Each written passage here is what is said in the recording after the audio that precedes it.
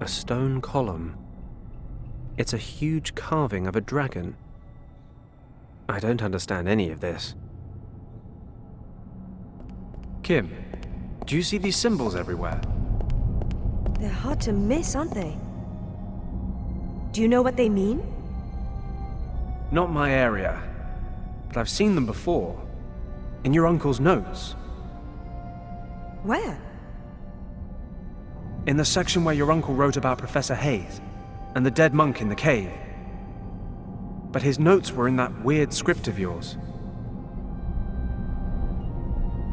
Ah, right. It says, with Hayes's help, my uncle managed to translate the characters they found on the burned map. And? Can you translate what's written here on the walls? I don't know.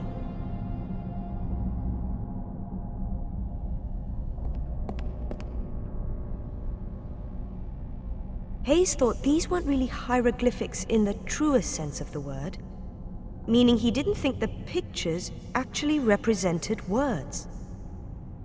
So what are they then? He believed they may have been the first real writing system, a proto-script. Okay. Is that good? That's good, right? You can translate it. Can't really say until I've taken a good look at it. If I'm going too slow, feel free to take over.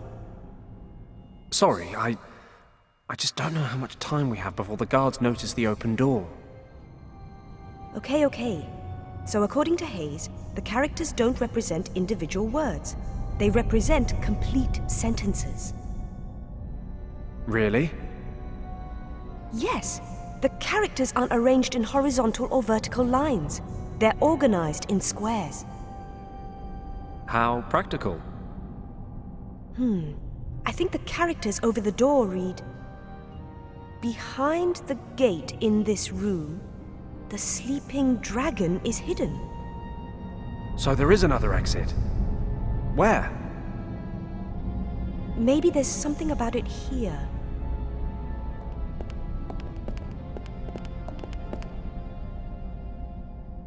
There are 2 keys that can open the gate and unleash the dragon. One is protected by the guardians of the gate. Hidden in a far distant place, the other key is waiting for those who, in the coming age, will have the power to confront the monster. Looking through the eye of the dragon reveals the hiding place on the Keeper's map.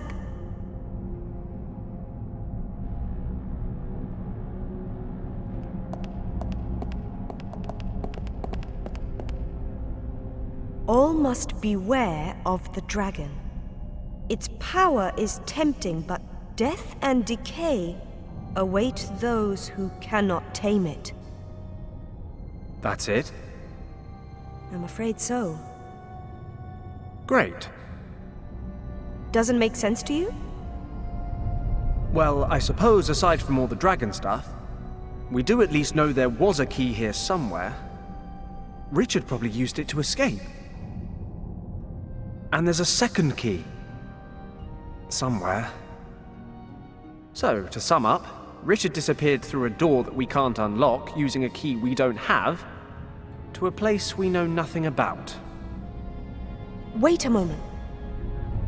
What? The way to find the second key's hiding place is written right here. The location is recorded on a map. We'll be able to see it when we look through the eye of the dragon. Great. Unfortunately, I don't have any dragons on me right now. Think about it.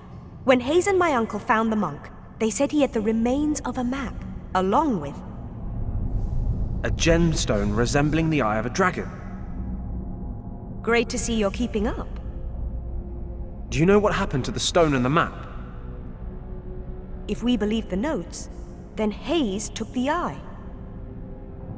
Then Hayes might still have both. It's possible. Wherever this gate leads, Richard must be on the other side. We need to find Hayes. It's worth a shot. Do you know where he is? In Marrakesh. I'm sure that now that his meaningless career has finally failed, that pathetic excuse for a scientist is still hanging around there, selling cheap junk to tourists.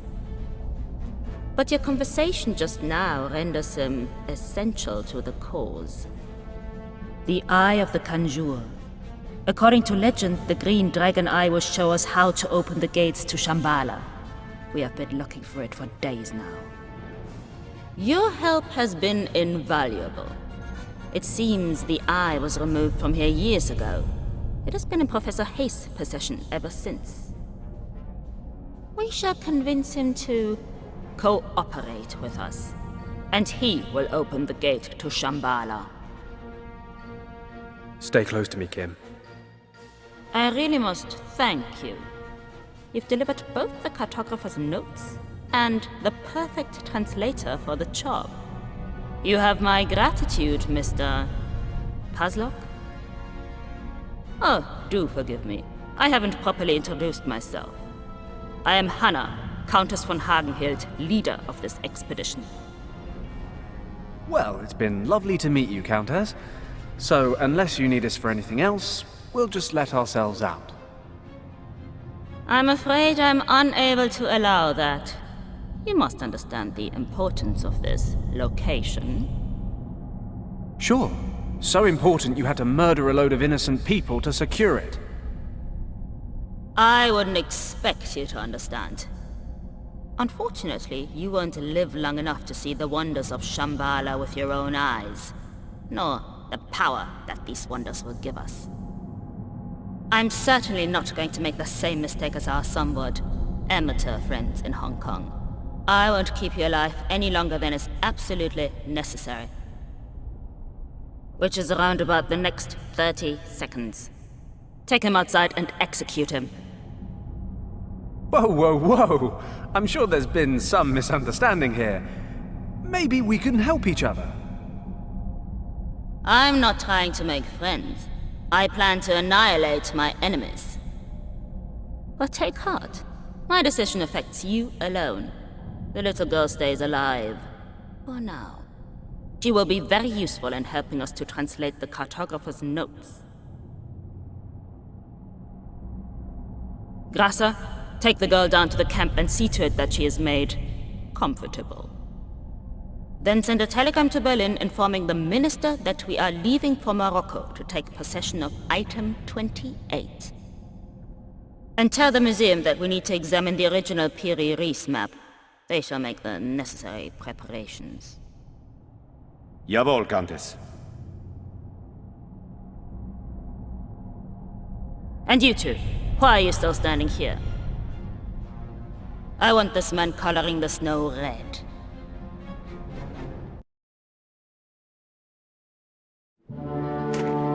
Stop! That's far enough. Sometimes you've got to embrace death before escaping him. Here goes nothing. Halt!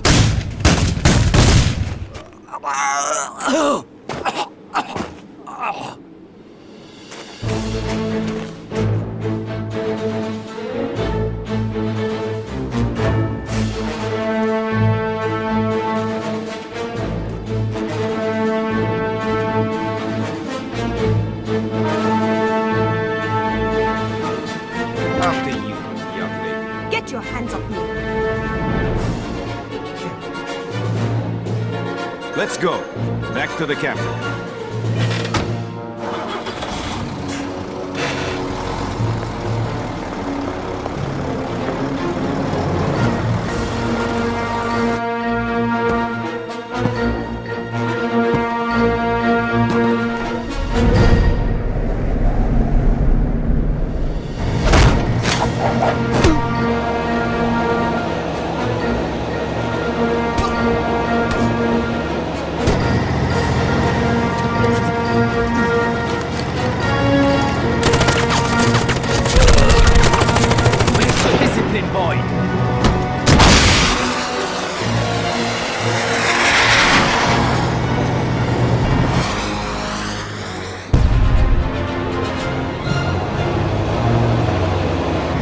Keep driving.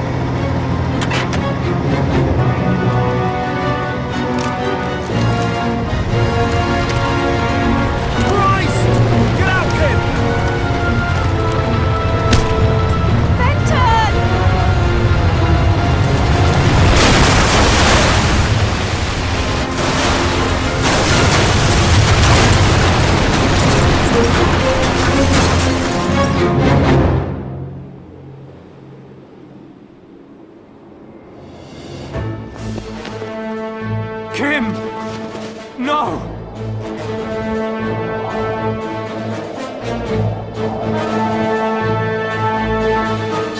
He's up ahead!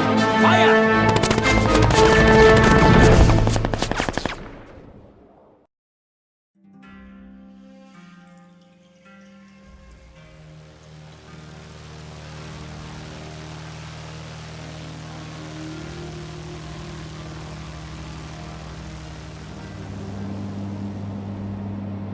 Your whiskey, sir. Thank you. Excuse me for asking, sir, but are you okay? What? Why do you ask? I have a glass of whiskey, a beautiful view of the clouds. What could be wrong? Okay, just let me know if there's anything I can do for you. Thanks. But the only thing that can help me now is time. And another whiskey.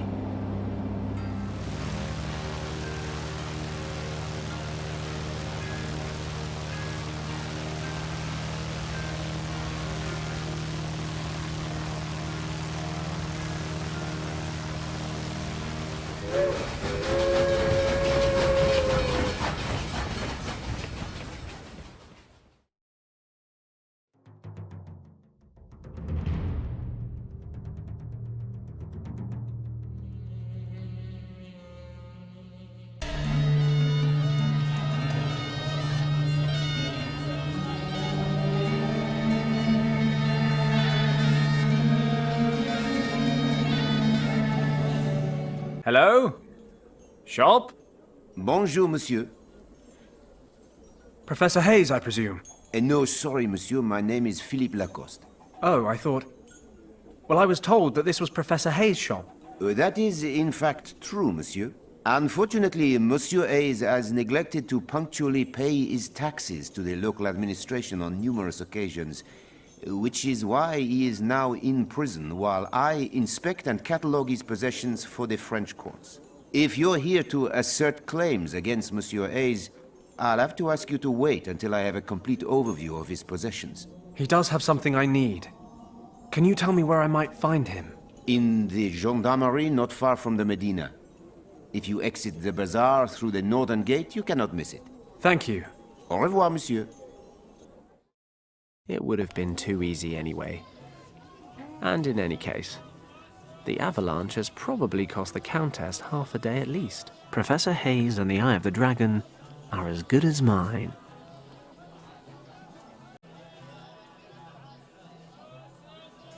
He's probably the owner of the jewelry shop. Make jewelry, buy jewelry, clean, repair, grind gemstones. You buy here now. Jamil has best prices far and wide, just no understanding of good grammar. I should probably visit Hayes and the gendarmerie first. This guy doesn't look like he's going anywhere.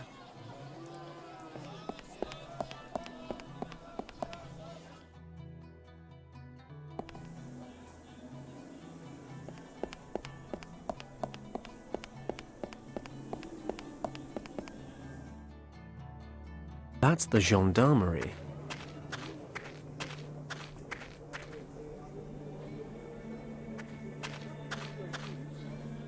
I beg your pardon? Bonjour. How can I help you? I'm looking for Professor Hayes. I was told I could find him here. That is correct. Professor Hayes is a guest in the cell behind me. Could I speak to him quickly? I am afraid that's impossible, sir. While investigations are ongoing, Professor Hayes is not allowed contact with anyone. That was a direct order. But it's really very urgent. I'm sorry, monsieur. The situation would be very different on payment of bail, of course. Bail? Naturellement. The judge has set bail, upon payment of which Monsieur Hayes can be released. How much is the bail? 200 francs. I see. That's 200 francs more than I have. I assume you have the funds. Don't worry. I'll raise the capital somehow. You may bring the money to us any time. That handsome vehicle outside. Ah, the pride of the gendarmerie. 35 horsepower, 3 gears, and 0 to 60 in 45 seconds. You certainly seem to like it. That's everything for now. I wish you a pleasant day, monsieur.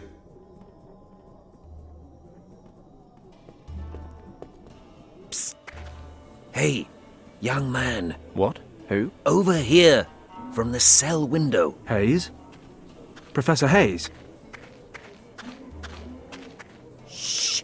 We have to be quiet. What do you want from me? My name is Paddock.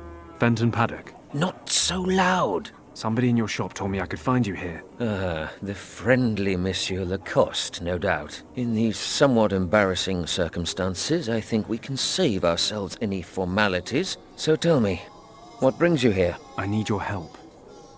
Do you remember your Tibet expedition about 14 years ago? Are you joking? How could I forget? It all began with that expedition.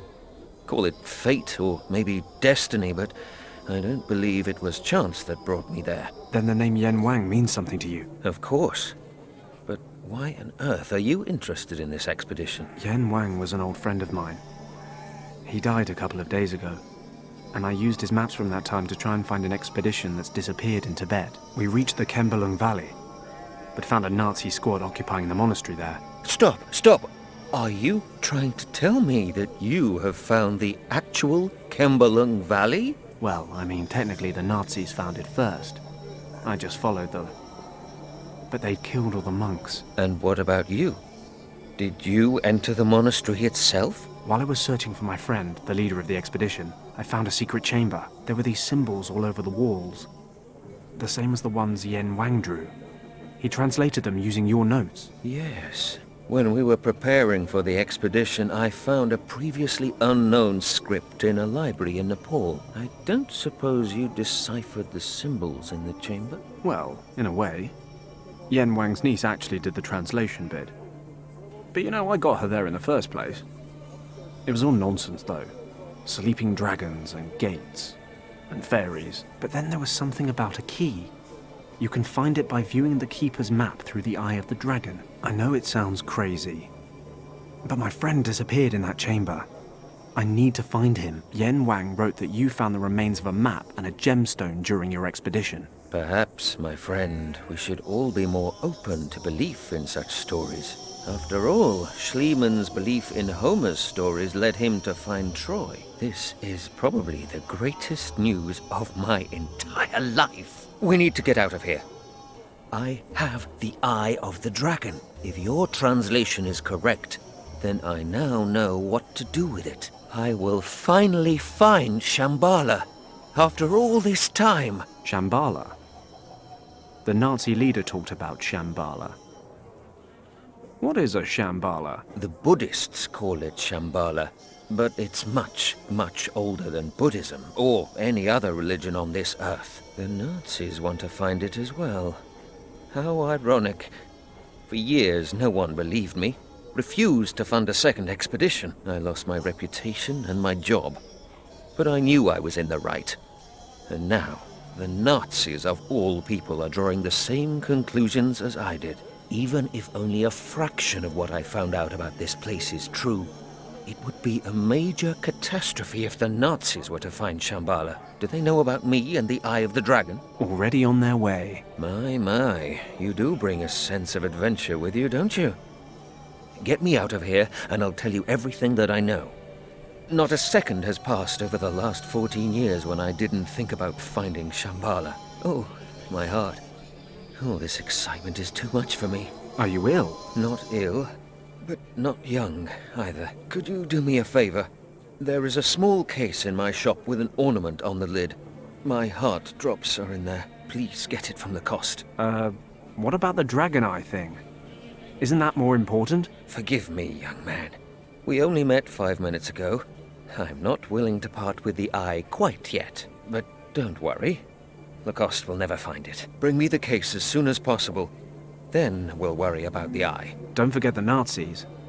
I'll do my best, but I need to find 200 francs for your bail as well. Yes, of course. Here, take this ring. It's not worth much, but if you can sell it for a few francs, It might be a start. Thanks, Professor. See you soon.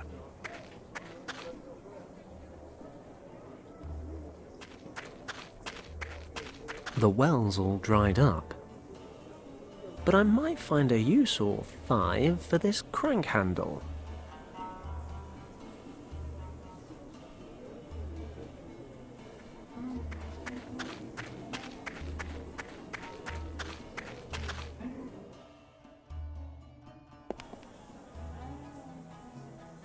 The Professor gave me this ring. He wants me to sell it to raise the bail money.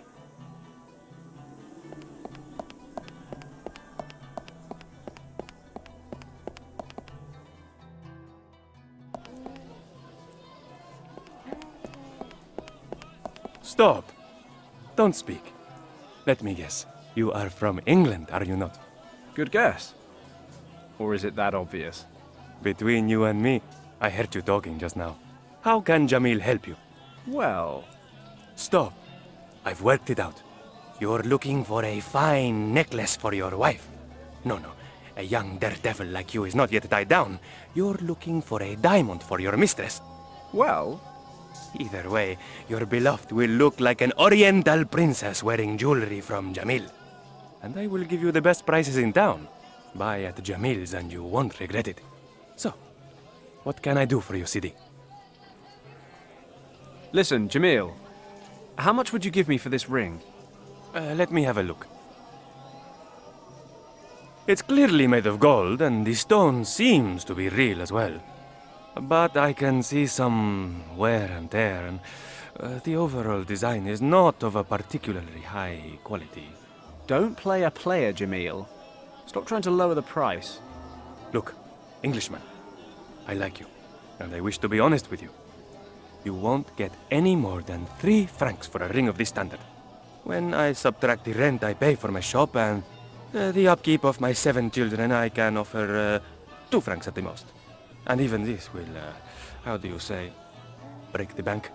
Jamil, I can see not 1 foot from my face that you're selling silver rings for 15 francs. Ah, a wise heart is like a rich treasure. Okay, 5 francs, final offer. Because I like you and we are celebrating our jubilee soon, I can also give you a free coupon. If you need a necklace repaired or want some jewelry polished to a shine, Jamil will do that for you for free. Take it or leave it. I hate haggling. God knows why I'm a smuggler. Okay, fine. Give me the 5 francs. Frugality lasts forever. And don't forget your coupon, Sidi. You have lovely jewelry. Thank you, Sidi. Jamil learned the trade from his father and uses selected materials only. I bet. Jamil also accepts jewelry as payment, for a reasonable price, of course. He will repair, restore, and clean your jewelry. Your wish is Jamil's command. I appreciate your business philosophy. How's business? Marrakesh is the pearl of the Moroccan imperial cities. And now, with the Berber rebellion in the past, we attract visitors once more. Berber rebellion? I am not an information center, Sidi. I'm a jeweler. I see. Unfortunately, I have no money. I'm going to have another walk around town. See you soon, Sidi.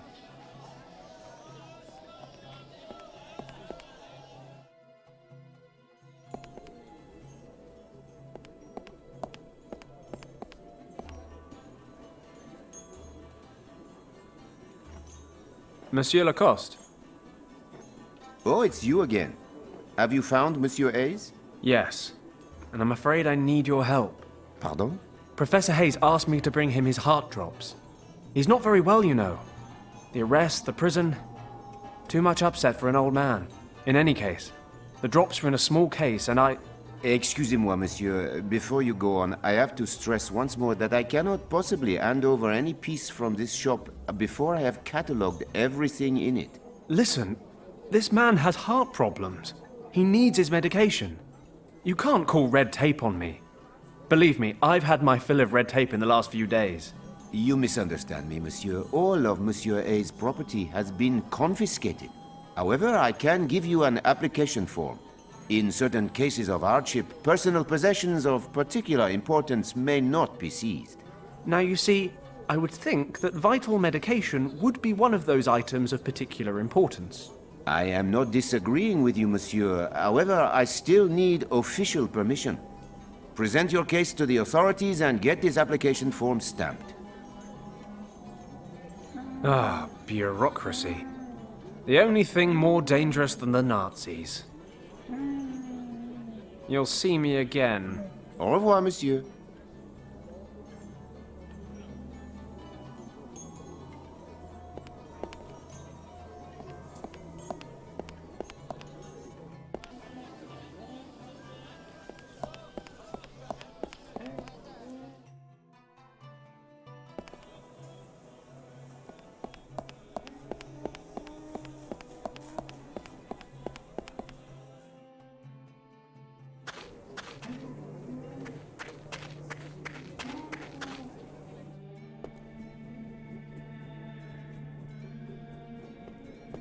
Good day. What do you want now? It's about Professor Hayes. I've known him a long time now, and I know he suffers from heart disease. He seems perfectly healthy to me. Yes, he is, but only if he takes his medication regularly. That's the whole point. I want to fetch his heart drops from his shop. The problem is, I can't get them without official approval. Would you be so kind as to stamp this application form? Pardon. I really cannot do that. Why? Is there something wrong with your hand?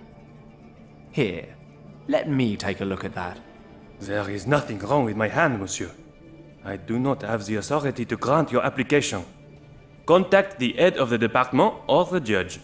They are both back in town tomorrow. Oh, great. You know what? I don't think I'd give you any authority if I were them either. And if you were them, monsieur, you would know better than to insult an officer of the gendarmerie.